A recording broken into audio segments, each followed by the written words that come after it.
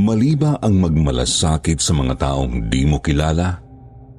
Tama ba na magbulag-bulagan na lang kapag may nakikita kang pang-aabuso sa paligid mo? E paano kung kasama sa mga tanong na yan ang posibilidad na malagay ang sarili mo sa matinding alanganin? Sir Jupiter, yan po ang mga tanong na bumabagabag sa akin simula pa noong 2014. Ito po ang panahon kung kailan ng ibang bansa ako at nag-cruise ang mga landas namin ng isang kasambahay sa Saudi. Hanggang ngayon ay hindi ko pa rin masagot-sagot ang mga yan. Kaya siguro hahayaan ko na lang na ang mga listeners ang magbigay ng kanilang sariling mga kuro-kuro. Itago niyo na lang po ako sa pangalang Ira at naririto ang aking tunay na karanasan. 2014 po nang makipagsapalaran ako sa Saudi Arabia bilang isang office worker. 22 years old pa lang ako noon, Sir Jupiter.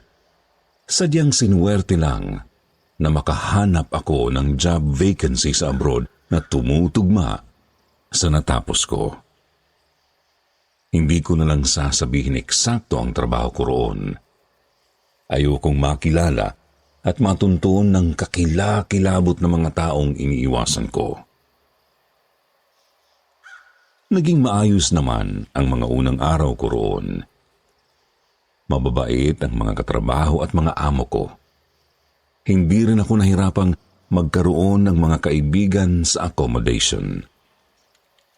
Naging malapit nga po ako agad kay Maui. Isang baklang kitchen staff sa isang hotel sa lugar. Yun nga lang ay 2 buwan na lang ang itatagal ng kontrata niya noong dumating ako, tapos ay uuwi na rin siya ng Pinas. Si Maui po ang nagpasyal-pasyal sa akin doon. Itinuro niya sa akin ang pangunahing mga establishmento at mga pamilihan. Dinala rin niya ako sa mga paborito niyang galaan. Kasama na ang kainan kung saan may isang kabayan na kusinero. Tawagin na lang po natin siyang Kuya Nato. Isang may katandaan na ring lalaki na tubong Visayas. Gustong-gusto ni Maui sa kainang yon kasi hindi masyadong matao at napakasarap ding magluto ni Kuya Nato. Isa pa, masayahin at masarap ding kausap ang matanda. Habang kumakain ay sinasabi sa akin ni Maui ang mga taong dapat kong iwasan sa lugar. Halimbawa na lang daw ang isang kabayan na mahilig mangutang pero di nagbabayad. Binalaan din niya akong iwasan ko ang isang partikular na bahay malapit sa accommodation facility namin. Sinabi niya sa akin ang direksyon na agad ko namang nakuha. Nalaman kong natatanaw pala ang bandang 2nd floor at bubong ng bahay na yon mula mismo sa bintana ng kwarto ko. Tinanong ko si Maui kung bakit ko iiwasan yung bahay na yon. Ang sagot lang niya ay mga weirdong tao raw kasi ang nakatira roon. Sumunod na lang daw ako kung gusto kong magtagal. Napakamot ako sa sentido dahil sa pagtataka. Bigla namang nagsalita si Kuya Nato. Makinig na lang daw ako kay Maui kasi para rin naman yun sa kaligtasan ko. Hindi na lang ako kumibo at nagpatuloy na sa pagkain. Sila naman kasi ang nakakaalam sa lugar malay ko ba kung masasamang loob pala ang mga nakatira sa nasabing bahay. At baka kaya tipid ang mga salita ni Maui tungkol doon kasi may iniiwasan o kinakatakutan siya. Pagkatapos kumain ay nagpatuloy na kami ni Maui sa paggagala. Namili na rin ako ng iilang mga gamit ko. Gabi na po nang makabalik kami sa accommodation. Pagod na pagod ako noon, Sir Jupiter, kaya agad akong dumiretso sa kwarto ko. Maliit lang ang solo room ko, Sir Jupiter, bagamat komportable naman. Pagkahiga ko ay napadako ang tingin ko sa bintana. Natatakpan ng buong salamin ng bintanang yon, tapos may maayos na kurtina. Nililis ko ng konti ang kurtina para sumilip. Kita ko nga po ang sinasabing bahay ni Maui. Hindi ko alam noon pero para bang bigla na lang akong nakaramdam ng kilabot. Wala namang kakaiba sa bahay kung titignan at naisip ko tuloy na baka nadala lang ako sa mga pinagsasasabi ni Maui. Lumipas po ang 2 araw, Sir Jupiter. Papunta na ako ng trabaho noon matapos mag-almusal kina Kuya Nato. Nakakailang minutong lakad pa lang ako ay may nakasalubong akong isang babae. Alam kong isa yung kasambahay dahil sa kanyang uniforme. Pero nakuha niya ang pansin ko kasi paika-ika siya kung maglakad. Halatang may iniinda siyang masakit sa isang paa. Napakapayat din ng kanyang katawan. Sa isang tingin, malalaman mong may mali na sa kanyang kalusugan. Tinignan ko ang kanyang mukha, Sir Jupiter. Napamaang ako kasi nakilala kong isa yung kabayan. Sigurado po ako roon kasi Filipinang-Filipina talaga ang itsura niya. Sa tansya ko, kaidaran ko lang din siya. O di naman kaya, mas matanda sa akin ng ilang taon. Yun nga lang, namamaga ang mga mata niya at lubog na ang mga pisngi. Dati na po talaga akong maawain, kaya agad akong nahabag sa kalagayan ng babae. Naisip ko biglang kalagayan ng ilan sa mga domestic helper natin na nangingibang bansa. Nung hindi pa ako nakakaalis ng bansa natin, may agam-agam pa ako sa mga naririnig kong kwento. Mahirap kasi paniwalaang may ganoon kasalbahing mga amo na abot langit ang pagmamalupit sa mga kasambahay. Pero nang makita ko ang babaeng yun, napagtanto kong malamang na totoo nga ang mga balita. Siguro hindi man sa lahat ng pagkakataon, pero malamang na dinadanas nga ng iilan nating mga kababayan ang ganoong pangmamaltrato. Hindi po ako nakatiis, Sir Jupiter. Tinawag ko siya. "Kabayan, kumusta? Anong nangyari sa'yo?" Napalingon po sa akin ang babae. Pagkatapos hindi ko alam kung bakit, pero bigla na lang siyang nataranta at mas binilisan ang lakad. Kung wala lang siyang iniindang masakit sa paa, malamang tumakbo na yun palayo sa akin.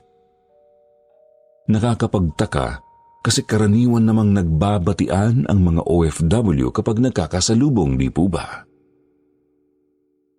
Gusto ko pa sana siyang sundan, pero mahuhuli na ako sa trabaho. Kaya dumiretso na ako sa paglalakad. Hindi nga lang siya nawala sa isip ko ng buong araw. Pagka-uwi ko sa accommodation kinagabihan, agad kong binanggit kay Maui ang tungkol sa babaeng kabayan. Sinabi kong naaawa nga ako sa babae. Tanong ko baka may alam siyang paraan para matulungan namin yun. Halimbawa na lang, baka alam niya kung sino eksakto sa embahada ang lalapitan para sa ganong kaso. Subalit napansin kong bahagyang namumutla si Maui. Pinahiran din niya ang namamawis niyang noo at leeg. Sabi niya, "Ira, makinig ka sa akin. Yun si Karen. Doon yun namamasukan sa sinasabi kong bahay sa iyo. Hindi natin siya dapat nilalapitan o pinapakialaman.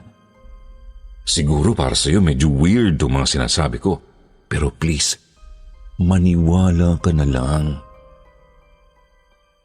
Tinanong ko po ulit si Maui kung ano ba kasi ang meron sa bahay na yun. Pero hindi na naman siya sumagot.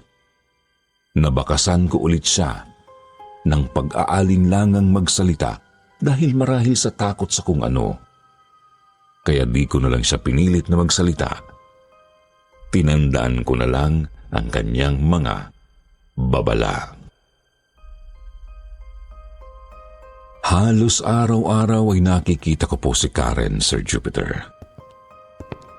Sinisikap ko nga po siyang iwasan kahit naaawa na ako sa kanya. Halos wala po kasi talagang pagbabago sa itsura niya eh. Ang totoo, mukhang palala pa nga po ng palala ang kanyang kalagayan. Minsan nga ay napansin kong may malaking pasa sa isa niyang pisngi. Subalit sadyang iba ang plano ng kapalaran, Sir Jupiter. Nakatakda po yata talagang magkaroon ng mas malalim na ugnayan ang mga landas namin ni Karen. Isang araw po kasi, nakita ko na naman siya ulit. Paika-ika pa rin ang lakad niya, bagamat mas mabagal. Pansin ko ring panay ang hawak niya sa kanyang ulo na animoy nahihilo. Ilang sandali pa po bigla na lang siyang tumigil sa paglalakad. Tumayo lang siya sa gilid ng daan.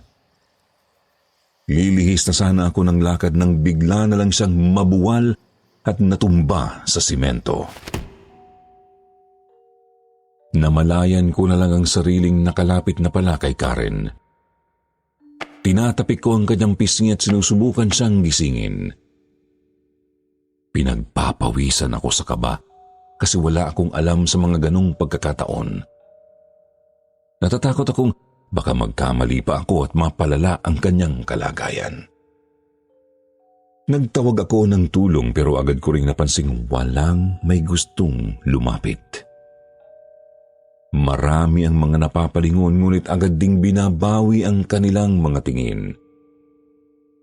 Pinoy man o ibang lahi, ganun lahat ang mga reaksyon. Nainis ako, napikon sa isiping wala bang mga puso ang mga tao roon? Ano ba kasing kinakatakot nila sa amo ni Karen? Mas matimbang ba ang takot at pangamba nila kaysa sa kagustuhang makatulong? Tumayo ako. Balak kong iwan muna si Karen para maghanap ng tulong. Subalit nagulat na lang ako nang may isang lalaking biglang lumapit sa akin. Itim lahat ang kanyang suot at halatang yayamanin. Hindi ko masabi kung anong lahi.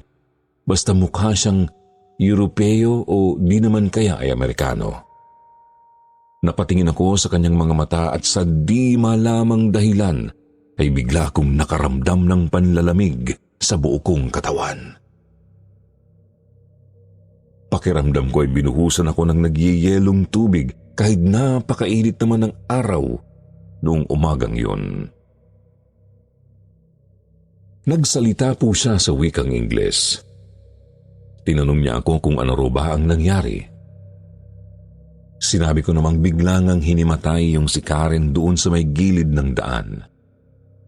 Kaya kailangan namin ng tulong. Ngumiti ang lalaki. Nang makita ko yun, lalo akong kilabutan sa di ko malamang dahilan. Nagpakilala siya sa akin. Siya raw pala si Oliver. Isa raw siya sa mga tauhan ng amo ni Karen. Huwag na raw akong mag-alala kasi siya na raw ang bahala sa nahimatay na kasambahay. Nakamaang akong tumango. Halo-halo na ang mga iniisip at naramdaman ko noon. Gusto kong matuwa at magpasalamat kasi may tutulong na kay Karen, pero di ko rin maiwasang mabahala kasi baka lalo lang siyang saktan ng kanyang mga amo. Baka saktan lang siya nung Oliver na yun. Halata naman kasing minamaltrato talaga siya doon sa bahay na yun. Biglang dugtong ni Oliver na huwag na raw akong masyadong lumalapit kay Karen. Huwag na raw akong mangialam masyado para hindi ako mamroblema. Noon din ay kumalampag sa alaala ko ang mga babala ng kaibigan ko. Naalala ko ang pagkabahalang nakikita ko sa kanyang muka sa tuwing na pag-uusapan namin ang bahay na yun. At naiugnay ko ang mga iyon sa biglang panlalamig at kilabot na naramdaman ko kay Oliver. Tapos nadagdagan pa sa babala mismo sa akin ng kakaibang lalaki. Anong klaseng mga tao nga ba ang nakatira doon sa sinasabing bahay? Anong kapalaran ba ang dinadanas sa loob ni Karen o ng iba pang mga naroroon? Agad na po akong nagpaalam noon sa lalaking kaharap. Hindi ko na siya matagalan. Kako aalis na ako at may pasok na ako. Dali-dali akong lumakad palayo. Ramdam ko sa likod ko na nakatitig pa rin siya sa akin. Nakarating na lang ako sa opisina at lahat, ramdam ko pa rin may nagmamasid sa paligid.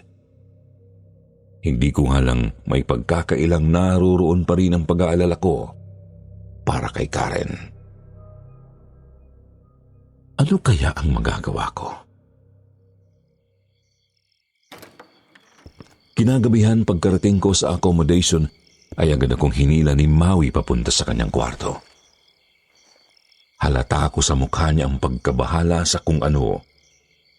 Pagkasara niya sa pinto ng kwarto ay agad niyang sinabing nalaman na niya ang nangyari kaninang umaga. Nalaman na niyang nakalapit na naman pala ako kay Karen at nagtangka pa akong tumulong. Nalaman din niyang lumapit sa akin ang isang lalaki galing doon sa sinasabi niyang bahay. Taranta niyang pahayag, "Hindi ba sinabi ko naman sa iyo, Ira, huwag ka na ulit lumapit kay Karen? Mapapahamak ka lang sa ginagawa mo eh." Sinabi ko naman na naawa lang ako kasi nga biglang hinimatay yung kabayan naming babae. Pagkatapos ay mariin ko nang tinanong si Maui kung ano ba kasi ang meron sa bahay na yun. Wala ba kaming pwedeng gawin o mapagsumbungan para ma-rescue si Karen? Hindi na kasi talaga maganda ang ayos niya eh. Sir Jupiter, labis kong ikinagulat ang sunod na sinabi ng kaibigan ko. "Sis, makinig ka sa akin. Isang kulto ang naroroon sa bahay na yun. Kulto ng mga siraulong sumasamba sa demonyo. Kapag nangialam ka, siguradong mapapahamak ka lang. Sabi ko nga dati, di ba? May kilala na akong nawala matapos mangialam sa mga nandoon." Kulto? Ano bang kulto ang pinagsasabi ng taong yun? Humingi ako ng mas malinaw na paliwanag pero wala rin siyang masabi. Siya rin kasi mismo ay hindi rin alam kung ano ba eksakto ang kulto na yun. Ang alam lang niya, malalaking tao ang kasapi roon. Nagmula pa sa iba't ibang mga bansa, kaya walang mangyayari kahit magsumbong pa kami sa embahada. Sir Jupiter, doon din po ay pabulong ng kinuwento sa akin ang tungkol sa isang babae. Itago na lang natin sa pangalang Sherlyn. Isa rin pong OFW si Sherlyn. Nagtatrabaho bilang nurse sa isang malapit na ospital. Maayos naman daw ang naging buhay ni Sherlyn noong mga unang taon niya sa Saudi at naging malapit nga rin sila ni Maui. Umabot pa sa puntong naging ninong si Maui ng anak ng babae. Subalit nagbago ang lahat mga 2 buwan bago ako dumating. May lumabas kasing isang babaeng sugatan mula sa kakaibang bahay. Putol ang isang kamay at napakarami raw sugat sa buong katawan. Putok nga rin ang noo nito at mukhang binulag ang isang mata. Bilang isang nurse, hindi napigil ni Shirlene na tulungan ang nasabing babae. Katulad din po ng nangyari sa akin, ay may lumapit daw doon kay Shirlene na isang lalaking mukhang Amerikano o Europeo. Sinabihan din daw po siya nito na huwag nang mangialam. At pagkatapos daw po noong araw na yon, ay unti-unti nang nagbago ang dating kaibigan ni Maui. Madalas na raw itong tulala at animoy may kinakausap kahit wala namang tao. Naging magugulatin na rin. Sinasabi nitong may mga halimaw daw na nagmamasid sa kanya. Mula raw ang mga iyon sa kakaibang bahay. Nababahala na si Maui kasi halatang hindi na talaga maganda ang kalusugan ng pag-iisip ni Shirlene. Hanggang sa nagulat na lamang sila ng mga naroroon sa accommodation nang biglang may kumuha kay Shirlene isang araw. Kinaladkad nila ito palabas at sinakay sa isang itim na van pagkatapos bumalik sa loob ng accommodation ng isa sa mga lalaking mukhang kanluraning banyaga. Hinala ni Maui ay yun mismo ang lalaking nabanggit ni Shirlene sa kanya. Wika nito sa Ingles, walang lalabas na balita tungkol kay Shirlene kahit pa sa pamilya nito. Bibigyan ng pera ang lahat ng mga nasa accommodation para sumunod. Ang sino mang susuway, agad ding kukunin. Simula noong araw na yon ay hindi na po nila nakita ulit si Shirlene, Sir Jupiter. Kaya raw todo ang pagbibigay paalala sa akin ni Maui kasi ayaw na niyang mawalan ulit ng kaibigan. Ayaw niyang may mangyaring masama sa akin. Pinakita pa nga niya sa akin ang litrato nila ni Shirlene. Masaya sila noon sa kainan ni Kuya Nato. Kita kong napakagandang babae pala ni Shirlene. Sexy, maputi, kulot ang napakaitim na buhok at puno ng buhay ang mga mata. Hindi ko tuloy maiwasang isipin kung saan na kaya ang babaeng yun. Halos wala akong tulog noong gabing yun kakaisip, Sir Jupiter. Mabuti na lang talaga at nataong rest day ko kinabukasan nun. Kaya bumawi na lang ako ng tulog ng mag-umaga. Sa mga sumunod na araw naman po ay hindi ko nakita si Karen. Hati tuloy ang isip at damdamin ko. Mapapanatag ba ako kasi wala na sila sa paligid o mangangamba kung buhay pa ba ang babae o ano? Ang hindi ko inakala, Sir Jupiter, mas gugulo pala ang isip ko nang makita ko ulit si Karen. Gabi po noon at naglalakad ako pa uwi galing sa trabaho. Gutom na ako at medyo inaantok. Huminto ako sandali sa gilid ng daan para hilamusan ng mga palad ko ang aking mukha. Mabawasan man lang ang antok ko. Subalit nagulat na lang ako nang biglang lumapit sa akin si Karen. Nanginginig ito at grabe ang pag-iyak. Kumapit siya sa braso ko at sinabing, "Tulungan mo ako. Tulungan mo ako. Papatayin nila ako. Iaalay nila ako sa demonyo. Papatayin nila ako sa kanilang ritual. Tulungan mo ako. Gusto ko nang umuwi sa atin sa Pilipinas. Tulungan mo ako, pakiusap."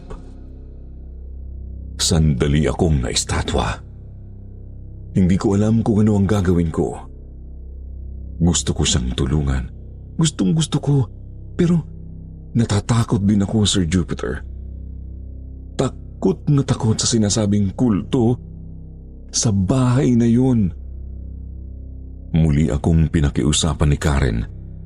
Nag-aalangan akong nagsalita at tinanong ko kung ano ba ang maitutulong ko. Sabi ko pumunta na lang kami sa puliso sa embahada para mas matulungan siya ng maayos. Naputol ang pagsasalita ko nang bigla na lang siyang mapaluhod sa simento at lalong humagulhol.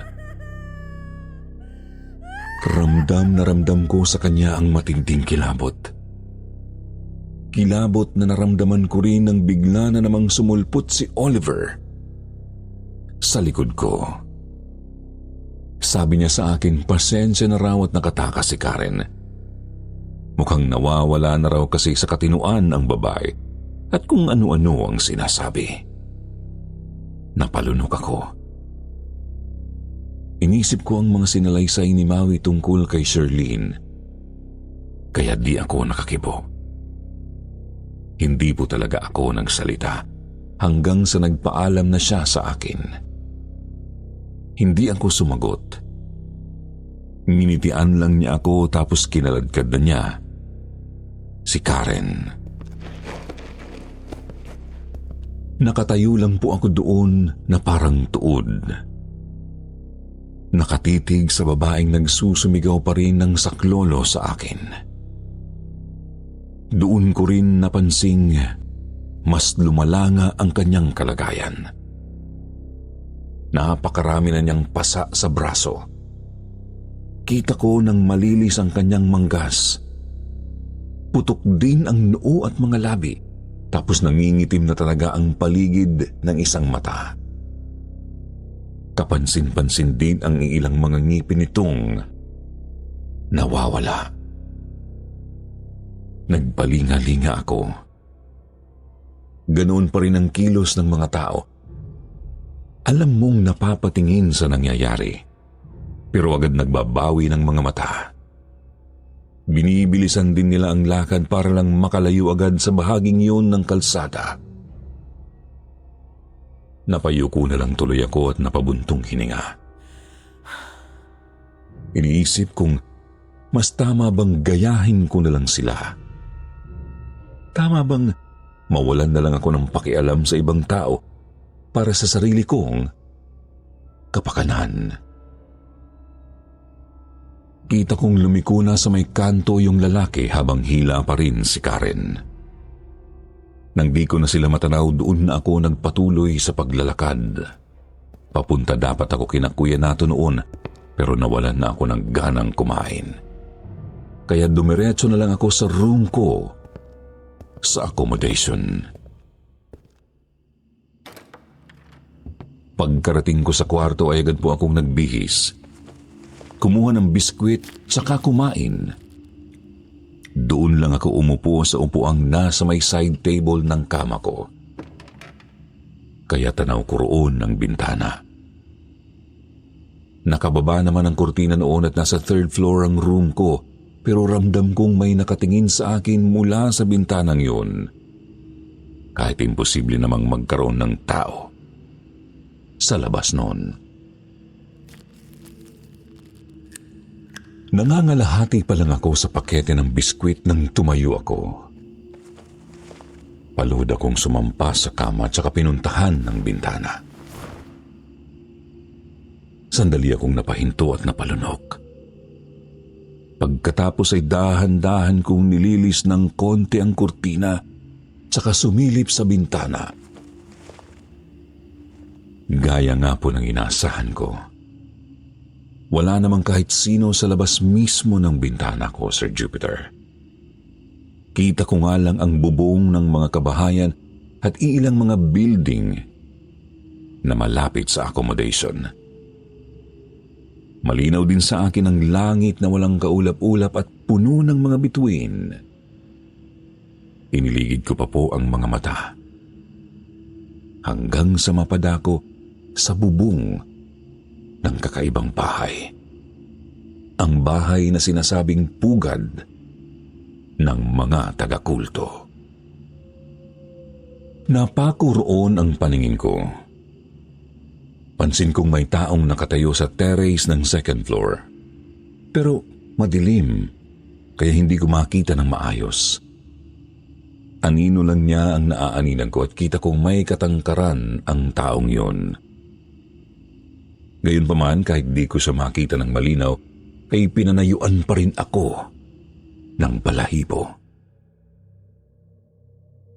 Ramdam na ramdam ko po kasing nakatitig siya sa akin. Kaya naman taranta kong ibinaba ang kurtina at siniguradong hindi ako makikita mula sa labas. Humiga ako at saka nagtalukbong ng kumot. Hindi nga lang nawala ang kilabot ko, Sir Jupiter, kasi ramdam ko pa rin ang matalim na titig ng kung sino kahit nakatago na ako. Pakiramdam ko ay may nagmamasid sa akin sa malapit. Ilang sandali pa nga ay narinig ko na lang na may kumakatok ng mahina sa kung saan. Noong una ay 3 katok lamang yun. Pero nasundan pa ito ng nasundan ng tig-3 katok. Hindi ko inalis ang pagkakatalukbong sa akin ng kumot, ngunit pinakinggan ko ng maigi ang pinagmumulan ng tunog. Pawis na ako sa loob ng kumot noon, bagamat malamig ang bawat patak. Nakinig pa ako ng nakinig hanggang sa natukoy kong galing yun sa salamin ng bintana. Lalo kong isinubsum ang mukha sa unan ko habang nananatiling nakatalukbong ng kumot. Tuloy-tuloy lang din ang pagkatok sa bintana. Nagsimula na akong manalangin dahil hindi ko na talaga alam kung ano ang gagawin. Naisip ko na ring bumangon at diretsong kumaripas palabas ng room ko, pero paano kung nakaabang naman sila sa akin sa labas? Mas madali nila akong malalapitan pag nagkataon. Lumipas pa ang mga minuto. Palakas na ng palakas ang pagkatok. Kung noong una'y parang tapik lang ng daliri, nang tumagal parang katok na mismo ng nakakuyom na palad. Nagpatuloy lang ako sa panalangin at hindi natinag sa pagkakasubsob sa unan. Nagpatuloy pa ang pagkatok hanggang sa tila ba kinakalampag na nito ang bintana ko. Sa mga sandaling yun ay halos kumalas na ang puso ko dahil sa tindi ng kalabog. Noong marinig kong pinupukpok na talaga ang salamin ng bintana, doon na ako biglang bumangon at agad na nagsusumigaw. Napabalikwas ako ng bangon, Sir Jupiter. Hinahabol ang hininga at nagtataka kasi umaga na pala. Napatingin sa lamesita kong may nakapatong pang natirang biskwit. Napagtantong, binangungot ako. Hindi ko nga lang masabi kung kailan nag-umpisa ang panaginip na yon. Nang makita ko ba ang tao sa kakaibang bahay o nang marinig ko ang pagkatok sa bintana. Di na naman po ako mapalagay noong araw na yon, Sir Jupiter. Ngarag akong pumasok sa trabaho kasi nga wala akong maayos na tulog. Isa pa naririyan na naman ang pakiramdam na may mga nakabuntot sa akin. At sa pagkakataong yun, naaaninag ko na po sila sa paligid-ligid. Mga lalaking katulad kay Oliver, pawang mga nakaitim at mukhang yayamanin. May nakita akong nakatitig pabalik sa akin sa isang eskinita. Meron ding nasa 2nd floor ng isang bahay. Meron pang isa na nakasandal sa likod ng isang sasakyan. Kahit noong nasa opisina na ako, ay ramdam ko pa rin ang pagmamasid nila sa akin. Nakakaaning kasi di ko na malaman kung tama pa ba ang tumatakbo sa isip ko o kung nasisiraan na ako ng bait. Kinagabihan po noon ay wala ako sa sariling naglakad pa uwi. Palingon-lingon at mayat-mayang sumisinghap. Hanggang sa namalayan ko na lang napapalapit na pala ako sa kainan ni na Kuya Nato. Higit isang araw na akong walang maayos na kain, kaya pumasok muna ako. Kita kong isa lang ang customer na naroroon at papalabas na ito. Kaya naman si Kuya Nato na mismo ang kumuha ng order ko. Sandali nga lang akong nablangko noon, Sir Jupiter, kaya napatanong si Kuya Nato kung ano raw ba ang problema ko. Umiling ako at nagpilit ng ngiti, ayos lang ako. Pagod lang sa trabaho.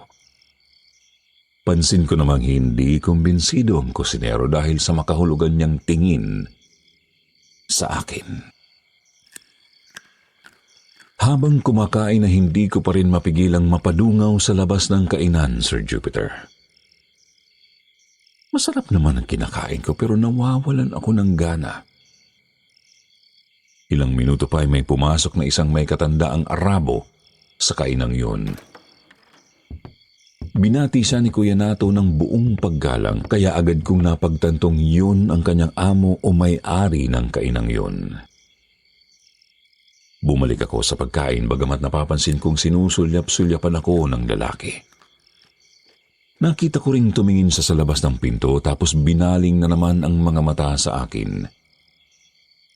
Hanggang sa lumapit na nga sa akin silang dalawa ni Kuya Nato. Nagtataka ako kasi bungad agad ng kabayang lalaki na gusto raw akong kausapin ng kanyang amo. Tawagin na lang po natin yung si Mr. Ahmad. Hindi niya totoong pangalan. Tinanong ako ni Mr. Ahmad kung may nararamdaman daw ba akong kakaiba o kung may bumabagabag ba sa akin. Nahiya ako kaya sinabi ko na lang na ayos lang ako at pagod lang sa trabaho.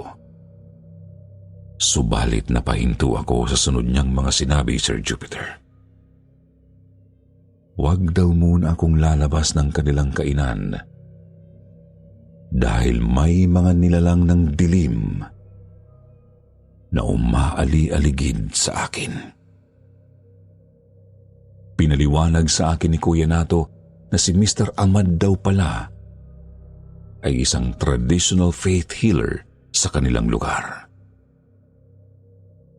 Hindi ko na lang babanggitin ang mismong termino na katawagan sa mga katulad ni Mr. Ahmad bilang paggalang sa mga kapatid nating Muslim at Arabo. Pero kaya raw niya akong proteksyonan laban sa mga masasamang espiritu. Nagtapat nga rin po si Kuya Nato. Siya rin pala mismo ay may alam din sa pag-albularyo dahil isang manggagamot ang kanyang lolo sa Pilipinas. Tuon na ako bumigay. Napaiyak ako habang nagsusumamo ng tulong sa kanila. Dinala nila ako sa stock room ng kainan at doon nila ako pinagkwento. Hindi naman po ako nagpigil. Talagang sinabi ko sa kanila ang lahat mula sa simula hanggang sa mga pangyayari noong araw na yon. Bumakas sa mukha ng dalawa ang matinding pagkabahala para sa akin. Sinabi ni Mr. Ahmad na hindi nga raw talaga ako dapat lumalapit kay Karen. Wala akong magagawa para tulungan ang babae at ipapahamak ko lang din ang sarili ko. Muli rin niyang ipinagdiinan sa aking huwag muna akong lalabas ng kanyang kainan dahil sobrang delikado. Dalawa lang daw po kasi ang siguradong sasapitin ko noon. Una, pisikal nila akong sasaktan o di naman kaya ay patuloy na paglalaruan. Sa takot ko ay napako ako sa kinauupuan. Pinainom ako ni Kuya Nato ng tinimpla niyang tsaa para mapakalma ko ang sarili. Epektibo naman po kasi medyo nahimasmasan nga ako mula sa pag-iyak. Medyo tumahimik din ang magulo kong isip. Nang pumayapa na ang paghinga ko, sinimulan na ni Mr. Ahmad ang kanyang ritual. Sa pagkakaalam ko, yun daw ang traditional faith healing sa kanila roon. Nakatuon ito sa espiritual na bahagi ng pagkatao. Aayusin daw nito ang gusot sa kalooban ko at puprotektahan ako laban sa mga espiritual na atake ng mga masasamang loob. Dinasalan po niya ako noon gamit ang mga salitang galing mismo sa kanilang banal na kasulatan. At ilang minuto lang po, totoo ngang gumaan agad ang pakiramdam ko. Animo na linisan ang utak, damdamin at kaluluwa ko. Yun nga lang po nang matapos, sinabi ni Mr. Ahmad na kailangan ko pa ring mag-ingat. Kailangan pa kasing ulitin ang nasabing pagdarasal ng ilang beses para tuluyang magapi ang gumugulo sa espiritu ko. Hindi rin daw imposibleng magambala ako ulit ng mga kaaway kapag humina ang aking pananalig. Noon din po ay pinayagan ako ni Mr. Ahmad na lumabas. Paalala niya, naroroon lamang sila ni Kuya Nato at handa akong tulungan kung kailangan. May pahabol nga lang si Kuya Nato na isang pakete ng asin. Dinasalan daw niya yun at makakatulong para protektahan ako. Mabisang pangontra kasi ang asin sa maraming uri ng mga itim na elemento, gaya ng mga engkanto at aswang. Kahit nga raw mga ligaw na kaluluwa ay kayang in-neutralize ng asin, basta tama ang pagkakagamit. Paglabas ko sa kainan ay agad kong napansin ang mga lalaking nakaitim. Nakita ko pang matalas nila akong tinignan bago sila unti-unting pumahalo sa dilim. Hindi ko po itatanggi. Naroroon pa rin ang takot ko sa kanila noon. Pero ramdam ko ring may nagpapalakas ng kalooban ko para baliwalain ko sila. Dire-diretso akong nakapaglakad sa daan hanggang sa makarating ng aking kwarto. Nagbihis, nanalangin at agad ding nakatulog. Kahit ramdam ko pa rin may nagmamasid sa bintana ng kwarto. Subalit mga bandang 2:00 o 3:00 po ng madaling araw ay bigla na lang akong nagising, Sir Jupiter. Nagulat ako nang makitang nakalilis na ang kurtina ng bintana. Isang bagay na imposible kasi hindi naman nakakapasok ang hangin roon mula sa labas. Ang bintana kasi ng room ko ay yung tipong natatakpan talaga ng buo ng malaking salamin. Malililis lang ang kurtina kung gagalawin mo yun mula sa loob. Bigla po akong kinabahan, Sir Jupiter. Hinanda ko ang sarili. Tapos mabilisang bumangon para sana isara ulit ang kurtina at agad bumalik sa pagkakahiga. Subalit di ko pa man lubusang naisasara ang kurtina ay napadako na ang tingin ko sa kakaibang bahay. Nakabukas ang ilaw ng second floor. Kitang-kita kong nakatayo roon si Karen at nakaharap sa direksyon ng bintana ko. Nakatayo sa kanyang likod ang nakangiti na namang si Oliver. May hawak na patalimang lalaki na nakaumang sa leeg ng tulalang kasambahay. Doon din po, Sir Jupiter, muling nabasag ang kalooban ko. Hindi ko sigurado kung ano ba talagang pakay ni na Oliver sa akin. Bakit pa ginagamit na niyang parang hostage si Karen? Anong dapat kong gawin? Mabilis kong sinarado ulit ang kurtina. Tsaka umupo sa bandang dingding ng kama. Isiniksik ko ang sarili sa may sulok. Pilit pinapakalma ang magulo ko na namang isip.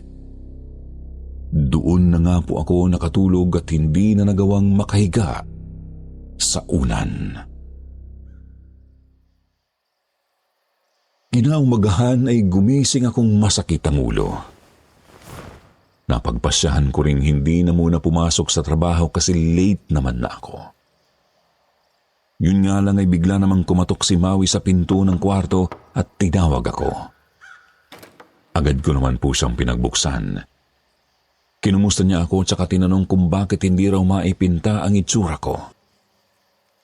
Sinabi ko namang napakasakit nga ng ulo ko at hindi maganda ang pakiramdam. Sinalat niya ang ulo ko at napansing nilalagnat nga ako. Kaya sinabi niyang magpahinga na lang muna ako dahil magkakaroon daw ng despedida party para sa kanya kinagabihan. Napakusot ako ng mga mata. Naalala kong 1 linggo na lang pala at lilipad na si Maui pabalik sa Pilipinas. Medyo nalungkot ako kasi nga siya ang pinaka-close ko roon sa accommodation. Kaya naman sinabi ko sa kanyang siguradong pupunta ako sa kanyang party mamaya. Pagkatapos naming mag-usap ay bumalik ako sa loob ng kwarto at muling nagpahinga. Hapon na nang magising ako at napagpasyahan kong mamili na lang ng regalo para kay Maui. Lumabas nga ako ng accommodation at lumakad ng konti. Medyo lutang pa rin ang isip. Ni hindi ko na napansing papalapit na pala ako sa kanto kung nasaan ang kakaibang bahay.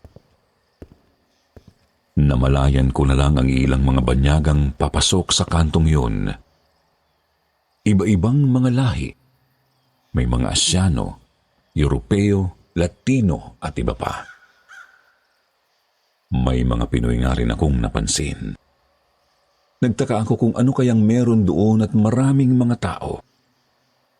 Sinundan ko sila ng tingin hanggang sa makumpirma kong papasok nga sila sa kakaibang bahay. Bigla na naman po akong pinanayuan ng balahibo.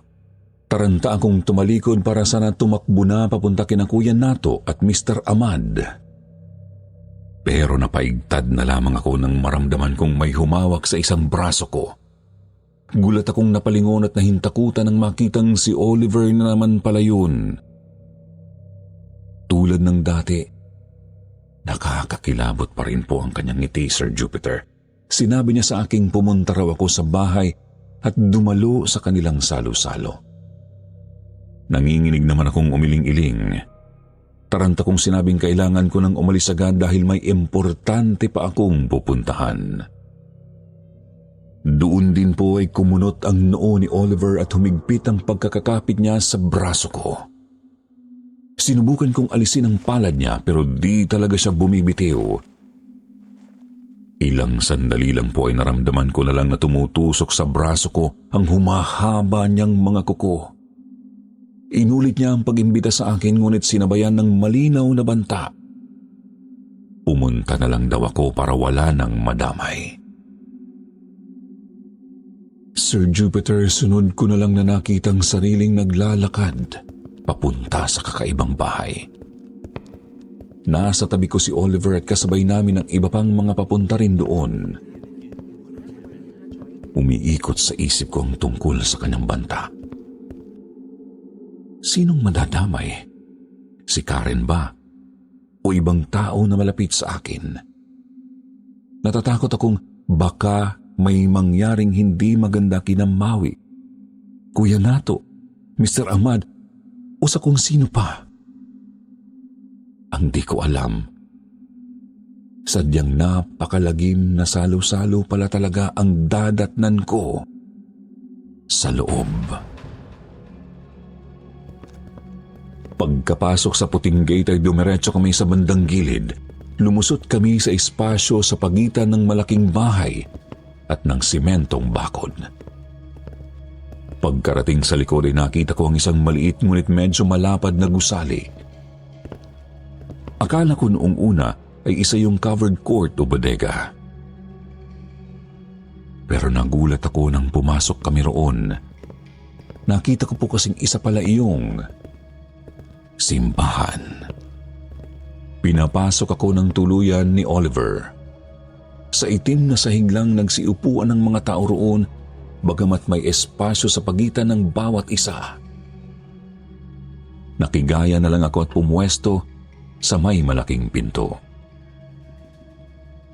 Wala pong kabinta-bintana sa lugar na yun. Itim ang kisame, dingding at sahig. Tapos mga sulo at kandila lang ang nagsisilbing ilaw. Kapansin-pansin ding mas malawak sa karaniwan ang nagsisilbi nitong altar. Matatawag na nga po yung entablado kung tutuusin. Sa magkabilang gilid ay may tig-iisang malalaking haligi na kulay itim din, at sa gitna noon ay may kung anong natatakpan ng pulang tela.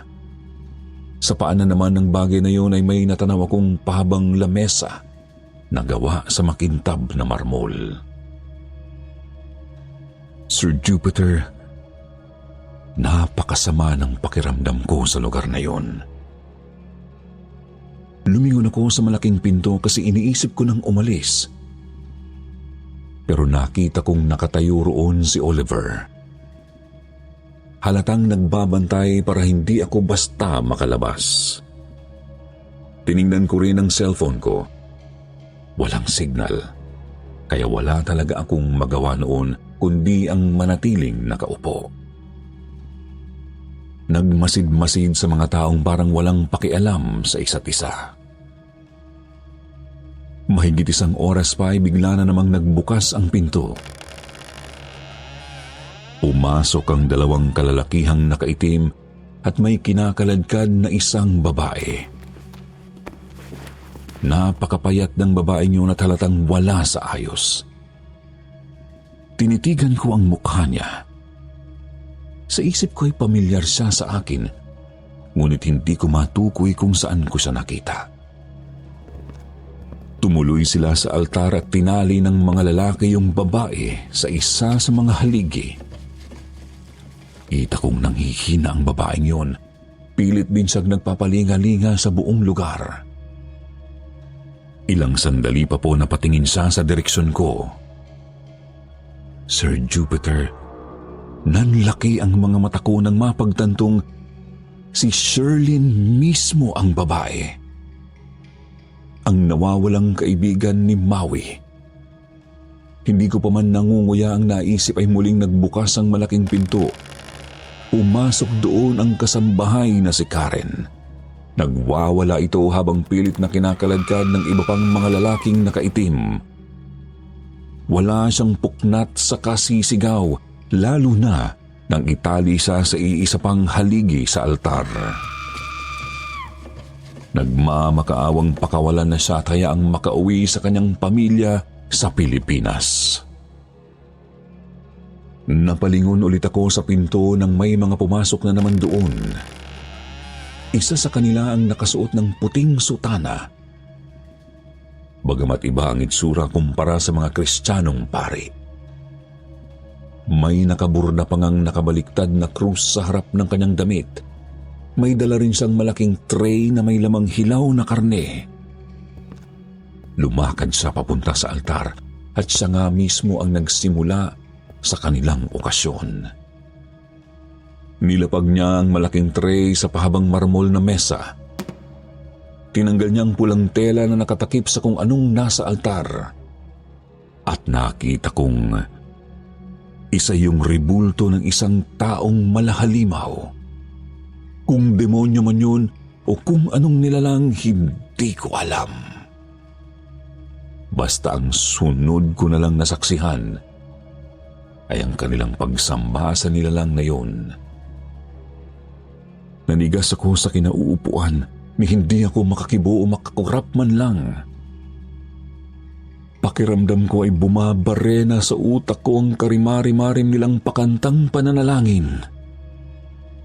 At lalo pa akong nilukob ng kilabot nang makitang namumula ang mga mata ng mga taong naroroon. Pati si Shirlene. Siguro kami lang ni Karen ang bukod tanging nanatiling normal.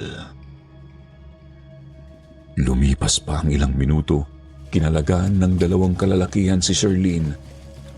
Natutumba-tumba pa ang babae dahil sa panghihina. Pero kapansin-pansing wala ito sa sarili at naglalaway. Pinahiga nila si Shirlene sa harap ng ribulto tsaka dinasalan. Ilang sandali pa, napapikit na lang ako nang biglang dakmain nung kanilang pare ang dibdib ni Shirlene. Muli akong dumilat at nakita ko ang tumitibok-tibok pang puso ng babae na inaangat ng lalaking nakaputi. Dumadaloy pa roon ang kulay itim na dugo pagkatapos tinalikuran niya ang naghihingalong babae at lumapit kay Karen. Noon ay napakatindi na talaga ng pagwawala ng kasambahay. Halos mapatid na ang mga litid sa leeg nito dahil sa lakas ng pagsusumigaw. Hinawakan ng isang maskuladong lalaki ang ulo ni Karen sa kapilit ipinapaharap sa kanilang pari at walang ano-ano. Agad sinaksak ng pari ang puso ni Shirlene sa mismong bunganga ni Karen. Yung isang lalaki ay pilit pang iginagalaw ang panga ng kasambahay upang manguya ang sariwang puso. Di ko na kinaya ang mga nakikita ko noon, Sir Jupiter, kaya dali-dali na akong tumayo. Nawala na sa isip ko ang banta ni Oliver. Humarap ako sa pinto at nakita kong pinagtatawanan ako ng banyagang lalaki. Tuloy-tuloy ko siyang nilagpasan. Lumabas ako sa isinumpang lugar na yon at dali-daling nagtatakbo pabalik sa accommodation. Nanginginig sa matinding kilabot, abot-abot ang panalangin sana di ako sundan ng mga halimaw na taga-kulto. Pagdating ko sa building ng accommodation, takang-taka ako kasi kakaiba ang kilos ng mga tao. Tumunog ang message alert ng cellphone ko pero hindi ko na tinignan. Hindi ko kasi maintindihan kung bakit nagsisitakbuhan ang mga tao sa accommodation palayo sa akin. Lumabas yung ibang staff. Ang mga kapwa ko naman Pilipino roon ay nagsipasok sa kanilang mga room at nagkandado. Sinubukan kong kumatok sa kwarto ni Maui pero hindi nagbukas. Pwedeng nasa party na siya o nasa loob pa at ayaw lang din akong pagbuksan. Gulong-gulo ang isip kong umakyat papunta sa room ko at lalong gumuho ang mundo ko. Nang makitang nasa labas na ng kwarto ko ang lahat ng mga gamit ko. Kinuha ko ang cellphone ko para humingi ng tulong sa kahit sino, ngunit bumungad lang sa akin ang kakarating lang na text ng amo ko. Tanggal na raw ako sa trabaho. Magkakahalong lungkot, pagkabahala at kilabot ang gumupok sa akin noon, Sir Jupiter. Napaupo na lang ako sa labas ng saradong pinto at humagulhol. Unti-unting bumabaon sa kalooban ko ang katotohanan hindi nga biro ang gulong na pasok ko. Lahat dahil lamang sa kagustuhan kong makatulong kay Karen. Nagpunas ako ng luha at inayos ang mga bagahe ko. Pagkatapos dahan-dahan kong hinila ang mga bagahe ko pababa ng accommodation. Opo, sarado ang lahat ng mga kwarto. Pero alam kong pinagbubulungan nila ako at mainit ang mga tingin nila sa akin. Pagkarating ko sa may lobby ay nagdalawang isip pa akong lumabas kasi baka naroroon na naman sa labas ang mga demonyo. Subalit nang magtagal ako roon ay may lumapit sa aking isang staff. Binulyawan ako at pilit na pinapalabas. Galit na galit ito sa akin, bagamat bakas ko sa mukha niya ang pagkabahala. Umalis na raw ako at baka madamay pa sila sa gulo na pinasok. Lumabas nga po ako ng accommodation. Malalim na ang gabi at halos wala ng mga tao at sasakyan sa kalsada. Pero nakikita ko na naman sila. Nakasunod sila sa akin. Hindi ko alam kung bakit pa nila ako hinayaang makalabas sa kanilang simbahan kung huhulihin lang din naman nila ako. Pilit akong tumakbo kahit dala ko ang mabibigat kong mga bagahe. Napakalalaki na ng mga butil ng pawis ko doon na tumahalo sa mga patak ng luha ko. Kita ko ang mapupulang mga matang nagmamasid sa akin sa paligid. Binilisan ko pang pagtakbo, ngunit natapilok lang ako at nadapa sa bukana ng isang eskinita. Tumodo ang iyak ko. Pakiramdam ko noon ay katapusan ko na. Siguro sasapitin ko rin ang kapalaran ni na Shirlene at Karen sa kamay ng mga hayop na yon. Kita ko noong lumalapit sa akin ang mga nilalang na may mapupulang mga mata. Ang iba ay naglalakad sa bangketa, habang ang iba naman ay nasa bubong ng mga gusali at bahay. Pinikit ko na lang ang mga mata ko at mariing niyakap ang mga binti. Tuloy-tuloy na umiyak hanggang sa namalayan ko na lang na may humawak sa braso ko. Napasigaw ako, mabilis na tinakpan ng kung sino ang bibig ko. Lumingon ako at nakita kong si Maui pala yun na pilit nang tatago sa dilim. Sinabihan niya akong huwag maingay. Taranta naman akong sumunod sa kanya papasok sa eskinita. Nakita ko rin nakaabang na pala roon sina Kuya Nato at Mr. Ahmad. Napakalakas ng pagkabog ng dibdib ko noon, Sir Jupiter. Tuloy-tuloy lang ang takbo namin, tuloy-tuloy lang din ang pag-uusal ng dasal ni Mr. Ahmad habang tumatakbo kami. Pero dinig na dinig ko rin ang mga yabag at kaluskos na nakasunod sa amin. Medyo mahirap pang umusan kasi medyo madilim ang eskinitang yon. Ilang sandali pa ay bigla na lang napaaray si Kuya Nato ng makalmot ng isa sa mga halimaw. Lumingon ako at kita kong napaatras din ang kung anumang nilalang na umatake sa matanda, subalit nakita ko rin po noon ang napakaraming mga halimaw na nakasunod sa amin. Kasama na roon ang tinuturing nilang pari at mismo si Karen. Sandali akong natigilan nang makita ang kasambahay, Sir Jupiter. Napakapula na ng mga mata nito at matindi ang paglalaway. Halata ring wala ito sa sarili. Nakukonsensa tuloy ako kasi wala akong nagawa para mailayo siya sa lugar na yon. Hanggang sa bigla na lang akong hablutin ni Mr. Ahmad. Si Kuya Nato naman ay nagsimula ng magsaboy ng asin sa paligid para hindi kami basta malapitan ng mga demonyo. Nang makabuelo ay nagpatuloy na kami sa pagtakbo hanggang sa makarating kami sa likod ng bahay ni Mr. Ahmad. Mabilis kaming pumasok sa bahay na yon. Agad-agad ay narinig namin ang pagkalampag ng mga halimaw sa pinto, dingding at bubong. Naiyak na lang ako ulit sa takot noon kasi pakiramdam ko wala akong kawala sa kanila. Tapos ayun at may madadamay na naman dahil sa akin. Subalit pagpapanatag sa akin ni Maui, hindi raw mapapasok ng mga yon ng bahay ni Mr. Ahmad. Balot daw kasi ang bahay na yon ng mga panalangin na hindi kayang pasukin ng mga nilalang ng dilim.